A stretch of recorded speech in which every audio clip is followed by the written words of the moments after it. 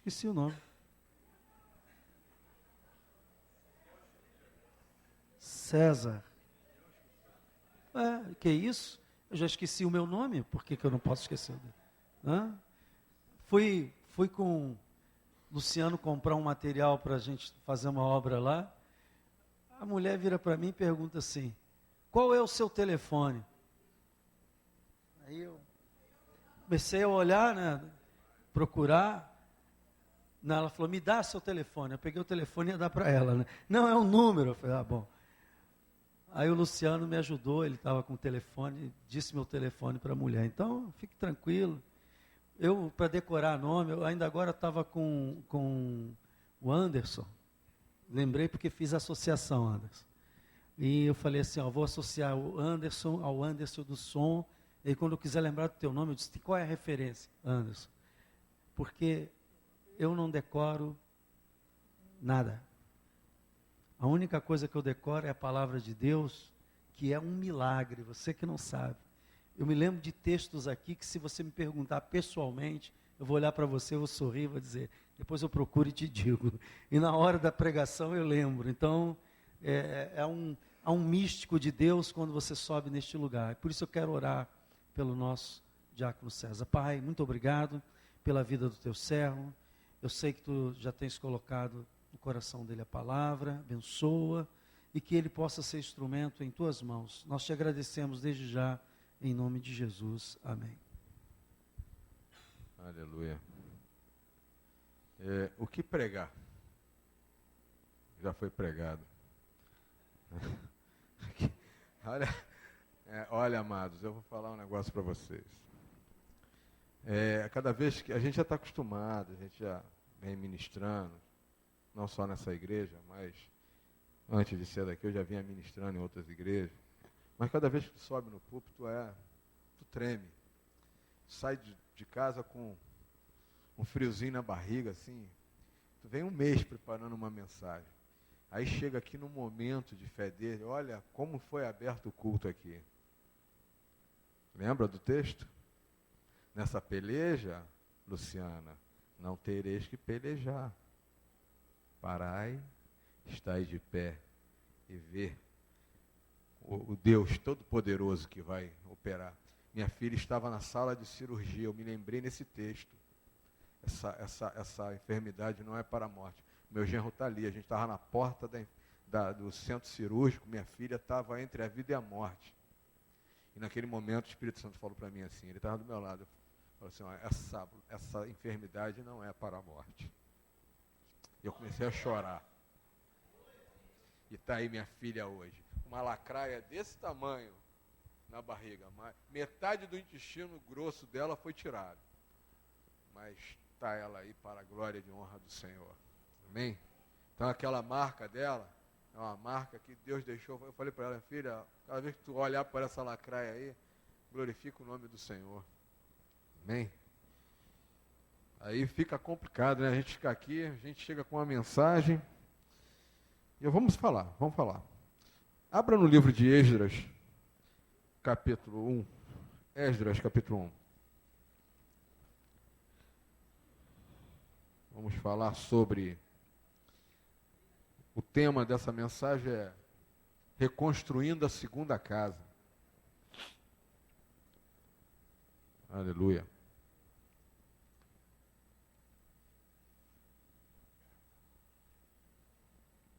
Reconstruindo a segunda casa. Eu quero, nesses 30 minutinhos que nós temos, pedir ao Espírito Santo que use o necessário do tempo para que essa mensagem chegue ao seu coração e edifique a tua vida nessa noite. Você tem que chegar aqui, como eu falei na abertura do culto, sempre com a expectativa de não sair da mesma forma que você chegou. Que saia diferente. Eu queria fazer uma pergunta aqui, começando essa mensagem com essa pergunta. Quem um dia aqui foi escravo? Levante a mão. Escravo. Quem aqui um dia foi escravo? Levante a mão. Quem aqui um dia, quem nunca foi escravo aqui, levante a mão. Então, eu acredito Teve gente que não levantou para dizer que era, mas também não levantou para dizer que não era. Todos nós fomos escravos um dia. Todos, sem exceção. E eu não estou falando da Lei 3353, de 13 de maio de 1888. Quem sabe quem é essa lei? Lei Áurea. Lei 3353, de 13 de maio de 1888, aonde uma mulher, com uma caneta, deu liberdade a todos os negros nesse país. Interessante que essa semana eu estava conversando com um amigo, e ele me contou uma coisa que eu não sabia. A Princesa Isabel assinou a Lei Áurea, mas porque a Europa falou que se não libertasse os escravos, não ia continuar tendo a parte de comércio. Mas sabe o que eles fizeram? Continuaram a trazer os escravos escondidos nos porões dos navios. Conhece aquele lugar, resort, né? Chamado Porto de Galinha? Tu sabe por que o nome se chama Porto de Galinha? Um amigo meu me contou. Os escravos chegavam no navio naquele porto. Mas todo mundo dizia que os navios não estavam carregando galinha. Por isso o nome daquilo se tornou Porto de Galinha. Mas não chegava a galinha ali, chegava escravo. Hoje em dia tu fala, vai passar as férias onde? Vou lá para Porto de Galinha. Mas tu não sabe da história, por que do nome Porto de Galinha. Eu fui descobrir essa semana. Mas voltando ao assunto, você era escravo. Você um dia foi libertado. Não no dia 13 de maio de 1888, mas precisamente no ano 33, nós não sabemos precisar o dia nem a hora, mas no ano 33 DC, depois de Cristo. Quando é que quando nós, brancos, pretos, pardos, negros, fomos libertados? Na cruz do Calvário. Quando a cédula que era condenada, conforme diz a palavra em Colossenses 2,14, e havendo riscado o escrito da dívida que havia contra nós nas suas ordenanças, o qual nos era contrário, removeu do meio de nós, cravando na cruz. Você era o escravo, mas não o escravo do homem, você era o escravo do Satanás, você era o escravo do pecado. Nós éramos escravos. E Deus, e Jesus escreveu a nossa liberdade não com uma canetinha de tinta. A tua liberdade foi escrita com sangue. Ele assinou a tua liberdade com sangue. Grava isso no teu coração, para que você nunca esqueça disso. Você não está aqui com uma assinatura qualquer. A assinatura da tua liberdade foi assinado com sangue, o sangue do Cordeiro. Te justificou. Você foi justificado do teu pecado através da crucificação de Jesus na cruz. Então todos nós éramos escravos. Grava isso. Vamos ler o livro de Esdras, capítulo 1. No primeiro ano de Ciro, rei da Pérsia, para que se cumprisse a palavra do Senhor, por boca de Jeremias, despertou o Senhor o espírito de Ciro, rei da Pérsia, o qual fez passar pregão por todo o seu reino, como também por escrito dizendo, assim diz Ciro, rei da Pérsia, o Senhor Deus dos céus me deu todos os reinos da terra, e ele me encarregou de lhe edificar uma casa em Jerusalém, que é em Judá. Quem há entre vós, de todo o seu povo, que seja seu Deus com ele, e suba a Jerusalém, que é em Judá, e edifique a casa do Senhor, Deus de Israel, e ele é o Deus que habita em Jerusalém. E todo aquele que ficar em algum lugar em que andar peregrinando, os homens do seu lugar o ajudarão com prata e com ouro, e com fazenda, e com gado, afora as dádivas voluntárias para a casa de Deus, que habita em Jerusalém. Então se levantaram os chefes dos pais, de Judá e Benjamim, e os sacerdotes e os levitas, e todos aqueles cujo Espírito de Deus despertou, para subirem e edificar a casa do Senhor, que está em Jerusalém, E todos os que habitavam nos arredores lhe confortaram as mãos com objeto de prata e com ouro, e com fazenda e com gados, e com as coisas preciosas, afora tudo que voluntariamente se deu. Também o rei Ciro tirou os utensílios da casa do Senhor, que Nabucodonosor tinha trazido de Jerusalém, e que tinha posto na casa de seus deuses. Este tirou Ciro, rei da Pérsia, pela mão de Mitedrate, o tesoureiro, que os deu por conta de Sesbazar, príncipe de Judá. E este é o número 30 bacias, e aqui ele diz aqui a quantidade daquele material. Vamos pular um pouquinho para a gente ganhar tempo. Capítulo 2. Estes são os filhos. O capítulo 2 relata aqui todos aqueles que saíram do cativeiro. Nós estamos falando aqui de um cativeiro de 70 anos. O livro de Esdras e Neemias, no cânon judaico, é um livro só. No nosso, ele se dividiu em dois. E esse livro aqui são os livros pós-cativeiro. Relatam a saída do povo, os judeus, do cativeiro depois de 70 anos, cumprindo assim tudo que foi previsto por Jeremias, pelo profeta Jeremias. Tudo que Deus fez através das alianças, tudo acontece, tudo tem um porquê. Ontem estava escutando tivemos uma aula linda ontem. Cada vez que eu vejo o nosso pastor dando aula, eu vejo que realmente é um mestre. Se você um dia tiver a oportunidade de assistir uma aula com esse homem, vocês vão ficar babando, porque ele sabe realmente o que fala e com base que ele está falando. E ele fala que, ele comentou uma coisa, a Bíblia, Deus não chega assim, Deus não vem montando a palavra de Deus de acordo com as coisas, com os acontecimentos. Não, já estava tudo programado, tudo projetado por ele na eternidade, desde Gênesis e Apocalipse. Tudo estava programado. E essa saída do povo judeu já estava programada. O capítulo 3, vamos pular para o capítulo 3. E chegando, pois, o 7º mês, estando os filhos de Israel na cidade, se ajuntou o povo como um só homem em Jerusalém. E levantou-se Jesua, filho de Josadaque, e seus irmãos e os sacerdotes, e Zorobabel. Zorobabel aqui, ele é um dos príncipes de Judá. Ele foi levantado como autoridade por Ciro para conduzir o povo hebreu na saída do cativeiro. Esse foi um dos primeiros que caminhou com o povo hebreu na saída. Saíram em 3 etapas o povo hebreu do cativeiro.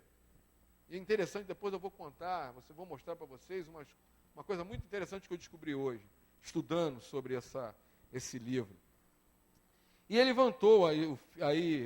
levantou e edificaram, a parte do meio aí desse versículo 2, diz assim, e edificaram um altar do Deus de Israel para oferecerem sobre ele holocausto, como está escrito na lei de Moisés, Moisés, o homem de Deus. E firmaram o altar sobre suas bases, porque o terror estava sobre eles, por causa dos povos da terra.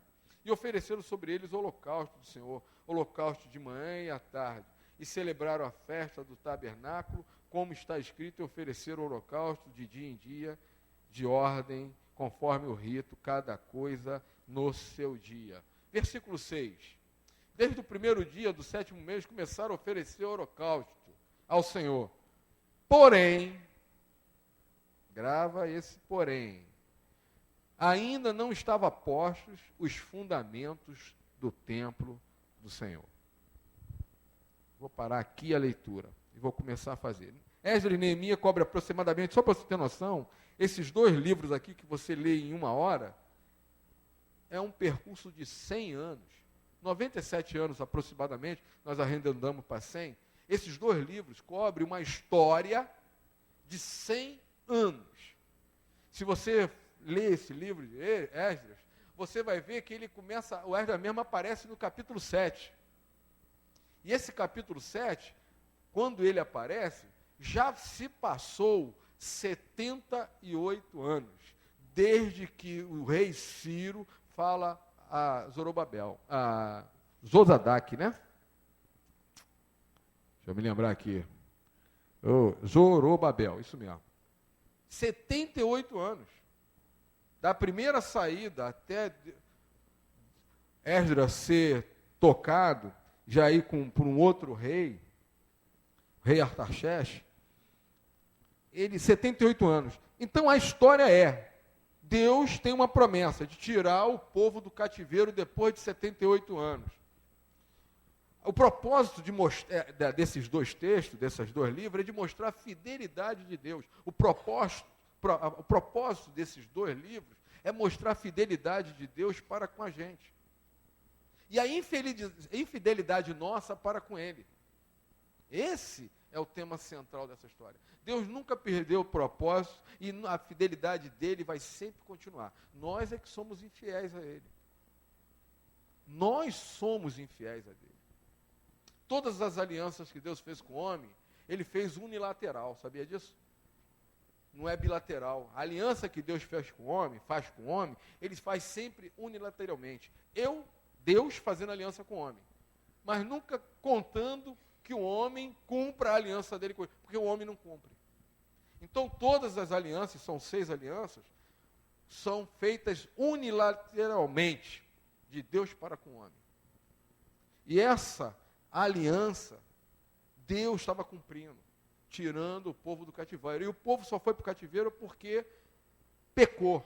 Começou a levantar altares, começou a buscar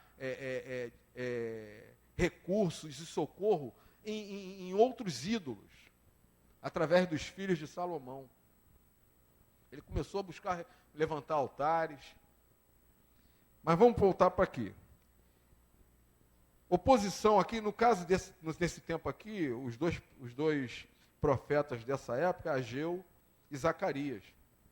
Então Deus desperta no Ciro. Ciro era um rei pagão, do povo persa. E Deus desperta o coração desse homem. Despertar o espírito desse homem. Despertar o espírito, Deus converte o homem.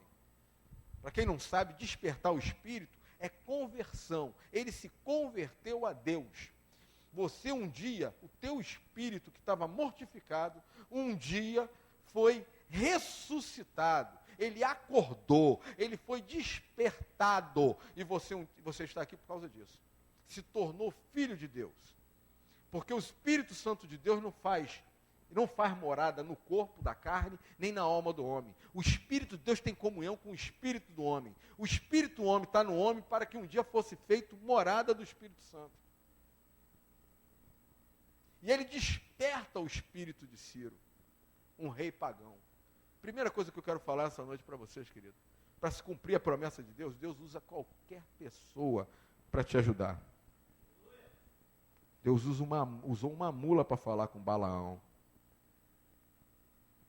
Não tem barreiras para Deus te ajudar. Na tua família, no teu emprego. Se Ele tem uma promessa para a tua vida, se Ele tem uma aliança contigo, Ele vai usar todos os meios. Aquele homem era um espírita, um macumbeiro, ou alguma coisa assim, que cumpria alguns rituais. Ele desperta um rei pagão.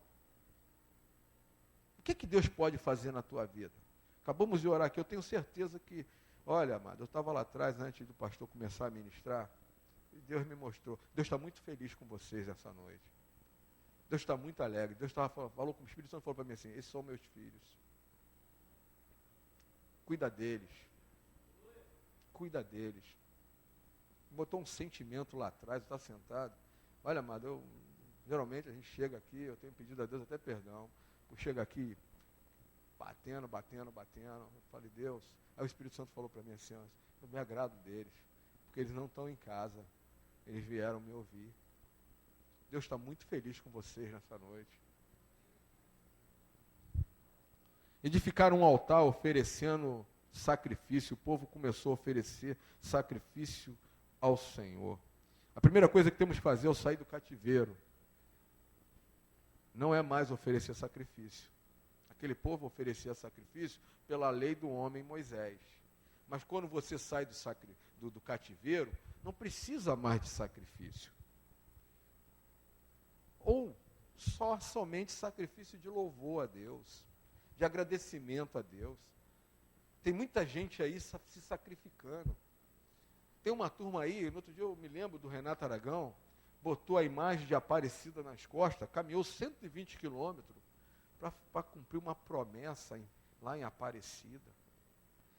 A palavra de Deus diz, em João capítulo 19, 30, que tudo foi consumado. Sabe o que é consumado? Você não precisa mais se sacrificar. Você vai em Fátima, em Portugal, as pessoas se rastejando para chegar lá, fazendo sacrifício, demonstrando que todo o sacrifício da cruz não serviu para nada.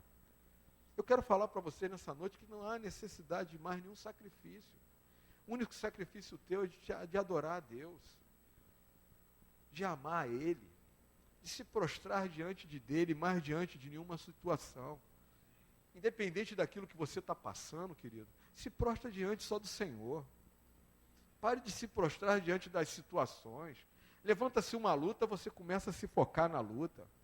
Continua demonstrando que continua escravo, que não foi libertado, que Deus não te tirou do cativeiro.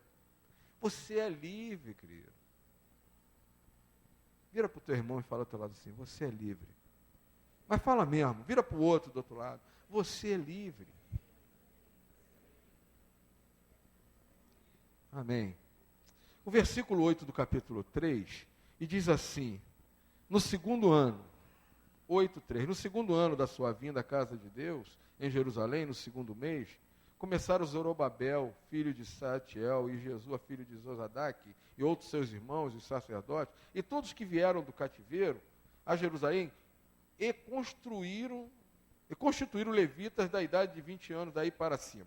Bom, ele está escrito, né? Eles saíram, passaram a celebrar a festa dos tabernáculos.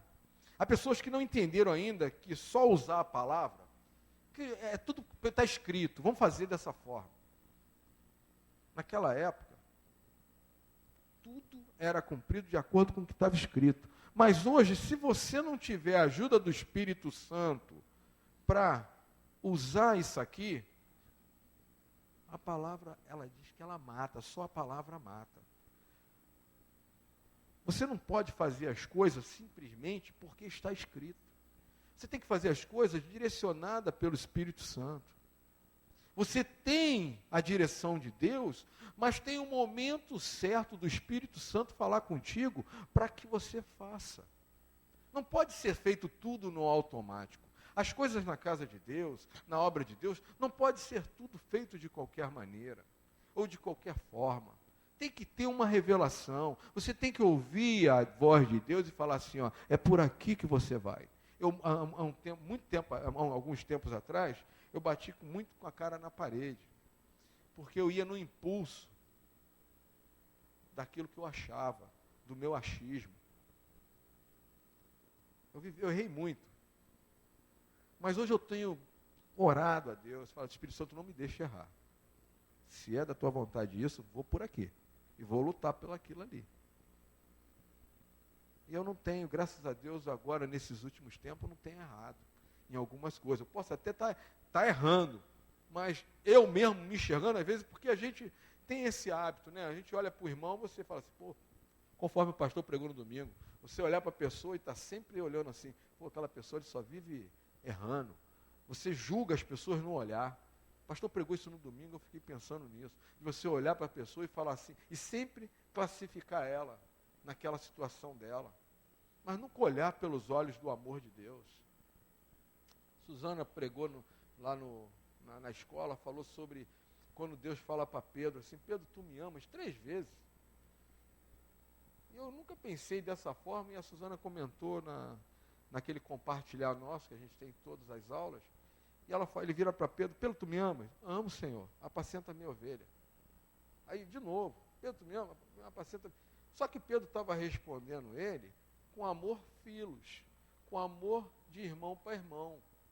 Mas Jesus estava querendo que ele respondesse com amor ágape, o amor de Deus para a nossa vida. É isso, dessa forma que nós temos que olhar para o nosso irmão.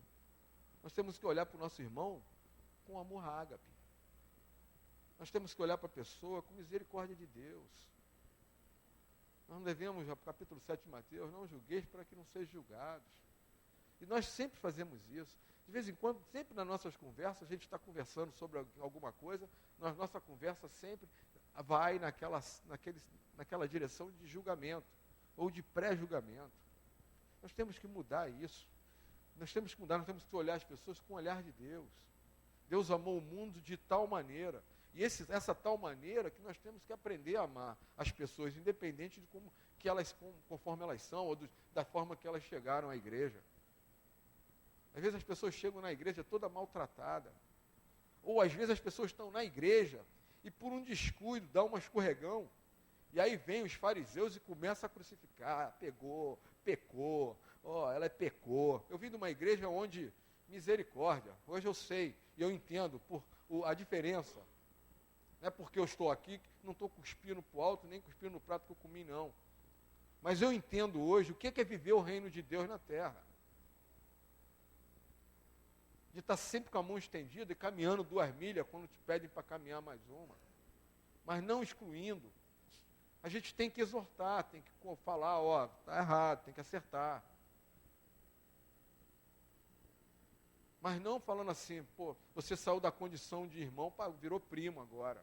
Você agora não é mais irmão, você virou primo. Dentro desse versículo 8, diz assim, todos que vieram do cativeiro. Nem todos saíram do cativeiro. Nem todos saíram do cativeiro. Aproximadamente 46 mil ou 36 mil, me fugiu agora a memória, a quantidade que saíram. Por que nem todos saíram do cativeiro? Porque a Babilônia era confortável. Jerusalém estava destruída, estava empobrecida. Nem todos quiseram sair do cativeiro. Presta atenção nisso agora. As pessoas preferiram ficar escrava, no conforto, do que sair do cativeiro e ir para um lugar empobrecido. Tem muita gente dentro da igreja que continua vivendo no cativeiro por comodismo, por causa do conforto. Não querem abrir mão do cativeiro por alguma necessidade física. Não vou casar, porque se eu casar eu perco minha pensão. Vou continuar vivendo amasiado, porque amigado é... Como é que eu falo aí fora? Hã? Amigado com fé, casado é. Não é isso? E aí a pessoa vem para a igreja, conhece a verdade, mas continua vivendo no cativeiro. Porque para ela o comodismo de viver dessa forma é bom. Para que eu vou casar, gastar dinheiro? Tem que ficar gastando dinheiro para fazer o civil. Não vou fazer isso não. Não, se eu casar, acabou. Aí a Bíblia diz assim, sem fé. Aí eu continuo desagradando a Deus por causa do meu comodismo. Porque eu prefiro viver no cativeiro do pecado. E tu sabe por que é pecado? Você sabe por que é pecado? Por que o pecado existe? Alguém sabe me dizer por que o pecado é pecado? Pergunta Escola Bíblica Dominical. Por que o pecado é pecado?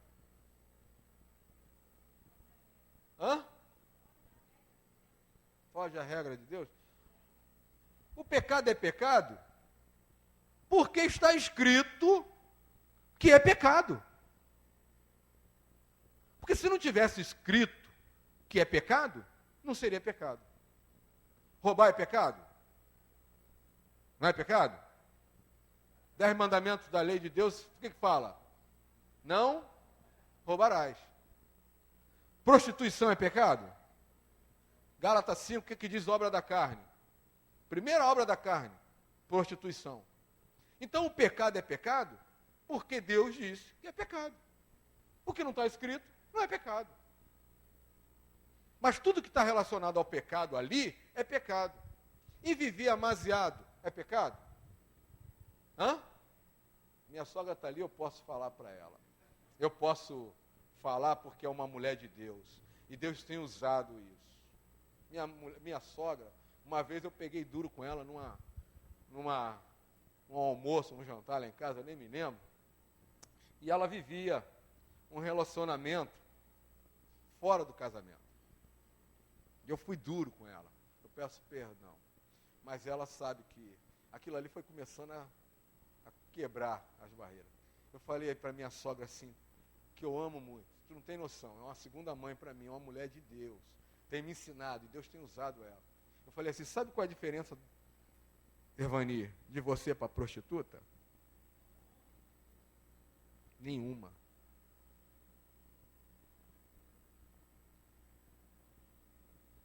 Ela chorou muito. Mas ela estava vivendo uma vida fora dos padrões de Deus. Eu poderia ter falado de outra forma? Poderia.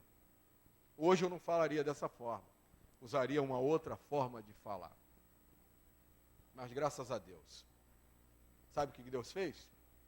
Teve que levar o homem para poder ela se converter. Deixou um vidrinho cair na femoral dele. E em 3 minutos ele morreu. Deus faz assim, quando tem um propósito na vida das pessoas. E tudo isso para a glória do Senhor. Saia do cativeiro, querido. Hoje é o dia da tua libertação. Falei para você quando eu abri o culto aqui.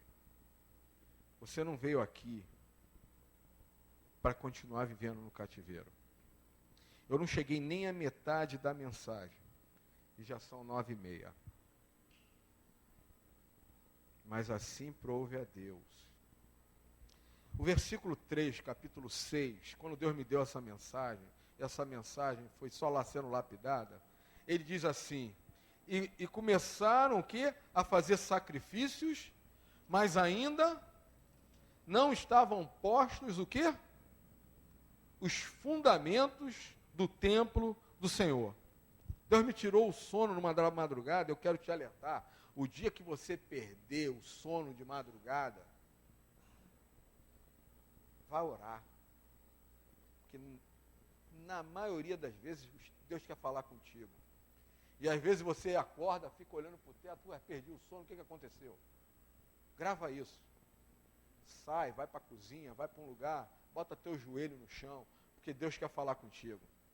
Quando você perdeu o sono de madrugada, e o pessoal comenta aí que a filha é mais curta, fica mais fácil de falar com Deus de madrugada, a filha é menor, bota teu joelho no chão e vai falar com Deus. E Deus fez isso comigo.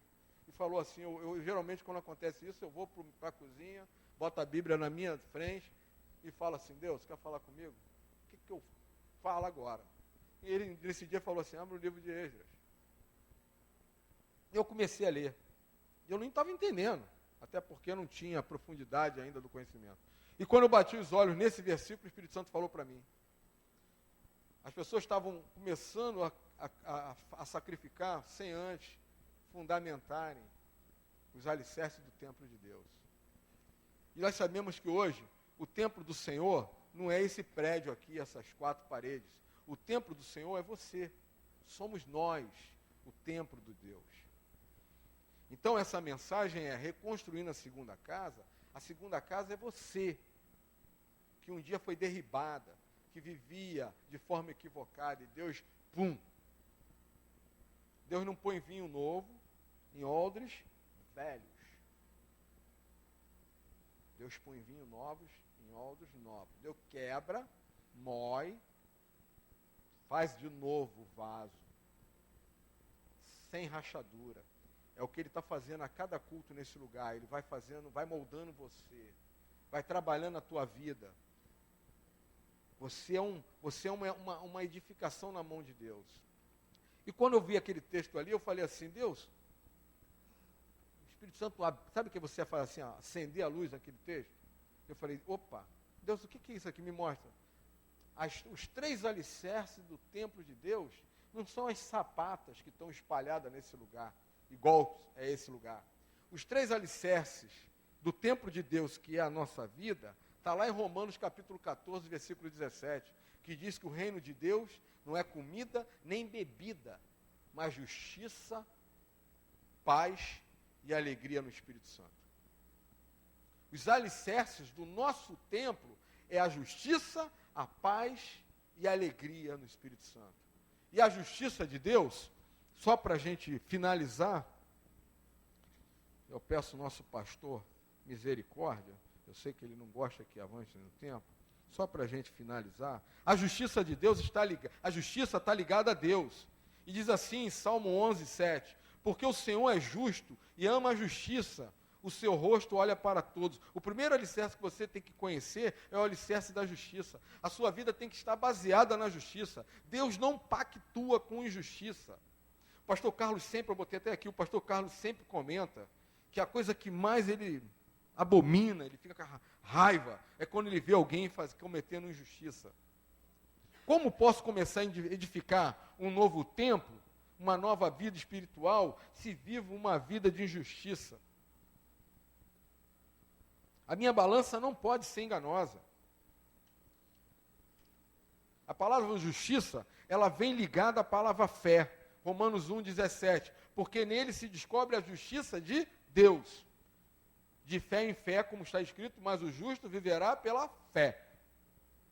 Esse é o primeiro alicerce do templo que está sendo reconstruído. Justiça ligada à palavra fé.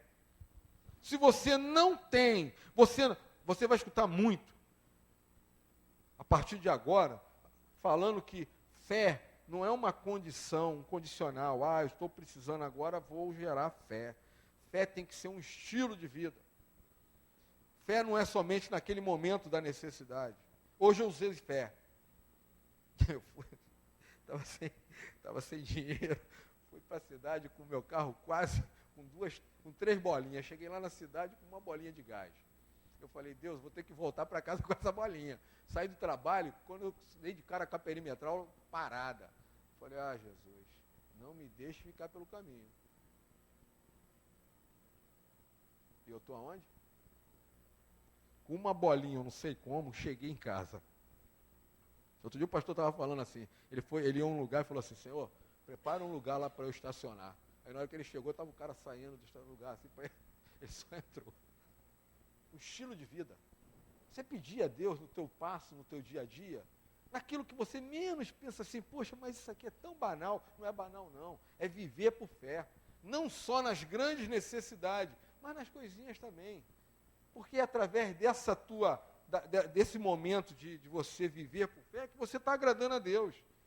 Você está sendo conduzido por Ele.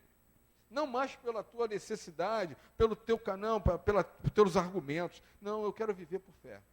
Você está edificando esse alicerce na tua vida, nesse novo templo. Nesse novo tempo.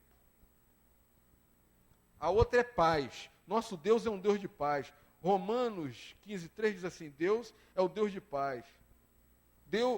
E o Deus de paz seja com todos vós. 2 Tessalonicenses 3,16. Ora, o mesmo Senhor da paz vos dê sempre paz de toda a maneira. O outro alicerce importante do templo do Senhor na nossa vida é a paz. Há pessoas que constantemente vivem sem paz. Já viu isso? Tem pessoas que só vivem sem paz? É o paz. Não tenho paz. Qualquer coisinha, qualquer lutinha, perde a paz.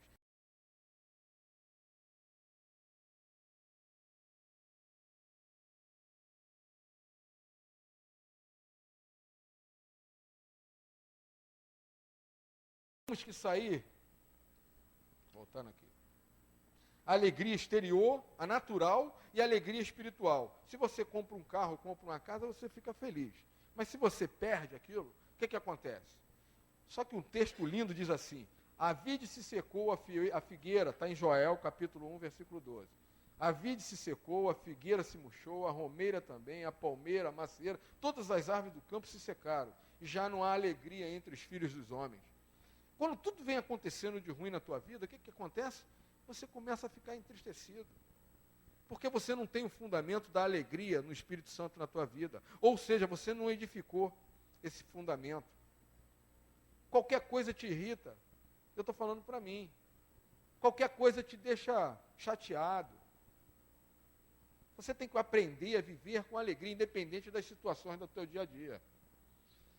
É uma alegria exterior. E a nossa alegria não pode ser exterior. E para finalizar, Ageu, capítulo 2, versículo 9, diz assim: e a glória da segunda casa será maior do que a primeira. A glória da segunda casa que está sendo reconstruída na tua vida, querido, vai ser maior do que a primeira. Creia nisso. Não viva mais no cativeiro. Cláudio, por favor. Diácono Cláudio. O pastor vai subir também.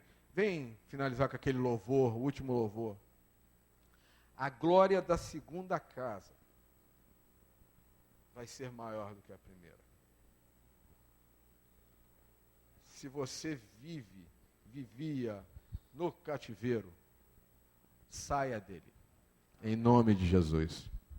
Glória a Deus. Amém? Não vamos tocar, não. Nós vamos orar. Vamos ficar de pé.